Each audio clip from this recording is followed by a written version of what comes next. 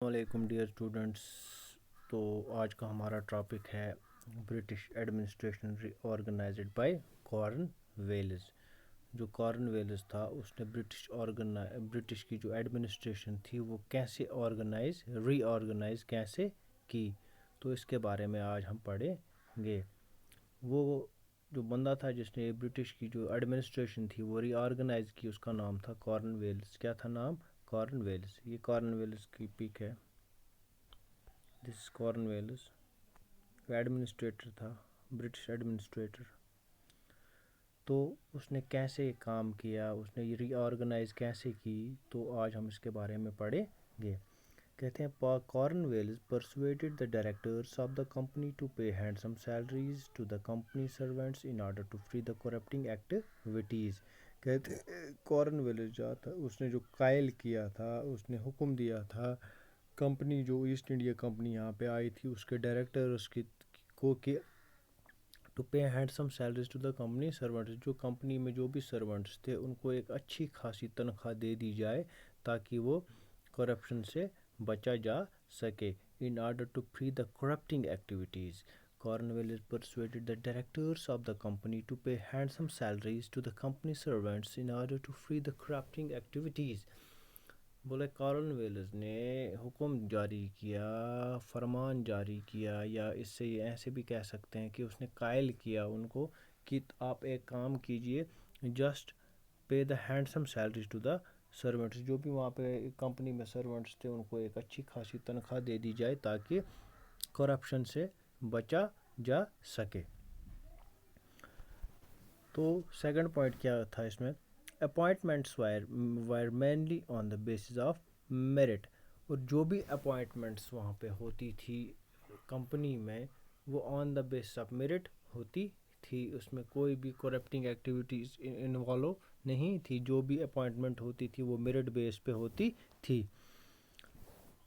His major reform was the separation on the three branches of services: commercial, judicial and revenue. جو اس کی ریفارمیشنز تھی وہ تھی was the separation of three branches. جو اس کی reform تھی یا ری آرگنائز اس نے جو ایڈمنسٹریشن کی، تو اس کا جو مین مدعا تھا، مقصد تھا کہ وہ 3 حصوں میں اس ریفارم کو سپریٹ کرے. 3 حصوں میں، 3 برانچز میں. کون سی؟ جو بھی سروسز کی 3 برانچ تھی ان کو الگ الگ کرے. کمرشل الگ، جوڈیشل الگ اور ریونیو کو الگ. ٹھیک ہے.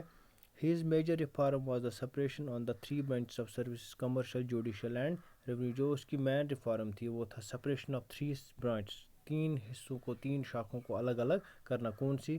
Commercial, judicial and revenue. ٹھیک ہے. The organization of the civil and criminal courts, district judges were appointed. جو سول اور کرمنل کورٹ کی آرگنائزیشن تھی، the reorganisation of the civil and criminal courts, اس نے ری آرگنائز کیے. کون؟ سول کورٹ ری آرگنائز کیے، کرمنل کورٹس ری آرگنائز کرے. کس نے؟ کارن ویلز نے. کیسے؟ The reorganisation of the civil and criminal courts, اس نے ری آرگنائز کیے. کون سے؟ سول کورٹ اور کرمنل کورٹ. ڈسٹرکٹ ججز وائر اپوائنٹڈ. جو ڈسٹرکٹ کے جج تھے، ڈسٹرکٹ ججز کو اپوائنٹ کیا گیا. ڈسٹرکٹ ججز کو اپوائنٹ کیا گیا. جو ڈسٹرکٹ کے ججز تھے ان کو اپوائنٹ کیا گیا. ڈسٹرکٹ ججز وائر اپوائنٹڈ. تو اس کے بعد آتا ہے estimate Cornwallis. Cornwallis blue blooded aristocrat was an ardent patriot. کہتے ہیں جو کارن ویلز تھا یہ بلو بلڈڈ تھا. بلو بلڈڈ ان دا سینس یہ نہیں کہہ سکتے ہیں کہ اس کا خون بلو تھا، نہیں، وہ پیشنیٹ تھا، پیٹریوٹک تھا کہ اپنی ڈیوٹیز کے تحت.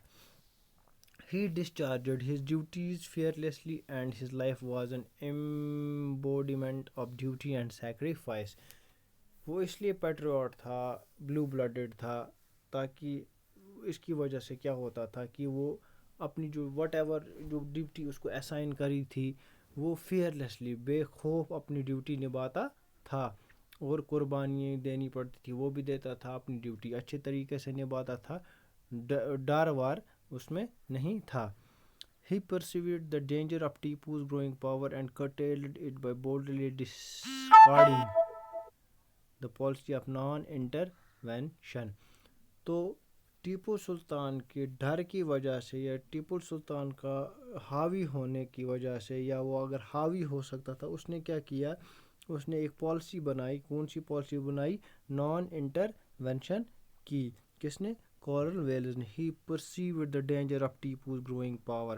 اس نے دیکھا کہ ٹیپو سلطان کا جو گروئنگ پاور تھا اس کو کیسے ختم کیا جائے، اس کے ساتھ کیسے ٹیکل کیا جائے.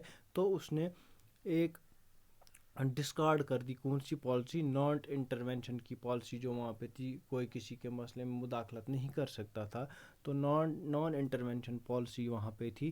تو اس نے امپلیمنٹ کرا. کس لیے؟ تاکہ جو ٹیپو سلطان کا گروئنگ پاور تھا وہ ایک حساب سے یا ختم ہو جائے یا اسی جگہ پہ رہے. یہ کس کا اسٹیمیٹ تھا؟ کارن ویلز کا. تو اس کی وجہ سے اس نے جو بھی وہاں پہ کیا بولتے ہیں اس کو اس نے اپنی جو برٹش ایڈمنسٹریشن تھی وہ ری آرگنائز کی.